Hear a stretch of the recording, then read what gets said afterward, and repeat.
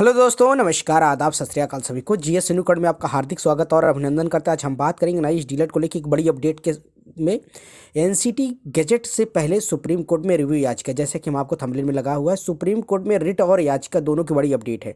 जैसे कि हम आपको बता दें, इसके पहले आपने लाइव वीडियो में देखा होगा कि उत्तराखंड के नंदन बोहरा जी हैं, जो कि उत्तराखंड के एनआईएस डीलेट के अध्यक्ष हैं। उनके साथ साथ विश्वनाथ प्रसाद जी हैं तथा बिहार से जो हैं पप्पू यादव सर जी हैं। तो अभी जो उत्तराखंड से विश्वनाथ प्रसाद जी हैं और रिव्यू याचिका दायर करने वाले हैं। आज या कल में उन्होंने कहा है कि बस पूरा काम कंप्लीट हो चुका है, इसके रिव्यू याचिका जल्द ही दायर हो जाएगी। दूसरी बात है कि पप्पू यादव सर रिट याचिका दायर करेंगे, जो कि नहीं, आप इसमें इस चीज़ को बहुत सारे पहले आप देख सकते हैं नंदन बोहरा जी ने क्या ट्वीट किया है। ये 49 मिनट पहले उन्होंने ट्वीट किया है। एनआईएस डीलेट का राजपत्र प्रकाशित होने से पूर्व एनसीटी के द्वारा माननीय सर्वोच्च न्यायालय में रिव्यू दाखिल किए जाने पर विचार चल रहा है।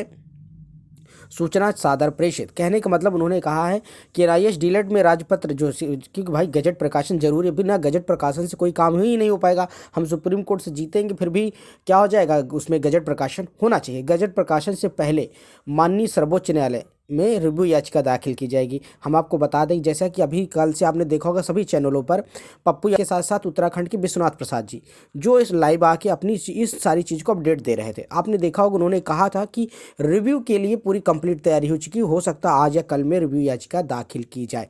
तो कहने का मतलब ये कहीं ना कहीं एनआईएस डीलेट के लिए एक जीत की उम्मीद का एक आगे बढ़ता हुआ प्रोसेस कंप्लीट होने जा रहा है। दूसरी बात यह है कि इसी सप्ताह आपको रिट याचिका, देखिए दोनों में अंतर है, रिव्यू याचिका और रिट याचिका।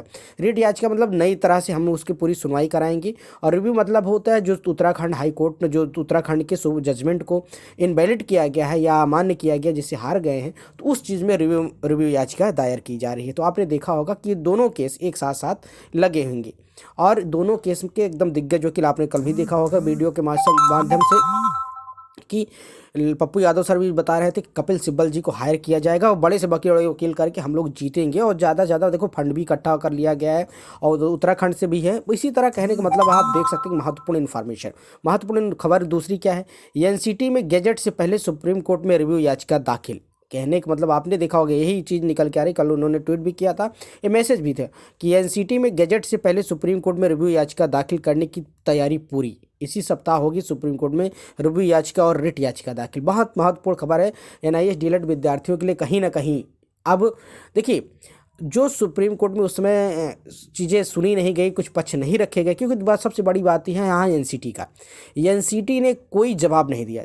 जब एनसीटी से पूछा गया कि आपने ये 24 महीने का कोर्स 18 महीने का कोर्स 18 महीने में कैसे कंप्लीट किया, अगर यही एनसीटी जवाब देता, अगर सही से अपने पक्ष को रखता, तो कहीं ना कहीं सुप्रीम कोर्ट से पहले ही न्याय मिल जाता। क्योंकि एनसीटी ने इस बात को कहा ही नहीं, सर ये ऑलरेडी जो शिक्षक थे ये ऑलरेडी शिक्षक में कार्यरत रहे थे, क्योंकि डीएलएड में 6 महीने का इंटर्नशिप करना होता है, जो कि जाके कहीं ना कहीं स्कूल में पढ़ाना होता है, उसका सर्टिफिकेट मिलता है, उसके नंबर मिलते हैं। लेकिन ये सारे विद्यार्थी ऑलरेडी किसमें थे, शिक्षक भर्ती में कहीं ना कहीं कार्यरत थे, चाहे वो प्राइवेट निजी स्कूल में रहे हों या प्राइवेट स्कूल में रहे हों या कहीं सरकारी स्कूल में या संविदा पर रहे हों या शिक्षा मित्र के तौर पर रहे हों। लेकिन एनसीटी ने उसका कोई जवाब नहीं दिया। इसी आधार पर सुप्रीम कोर्ट से इनको हार मिलती है।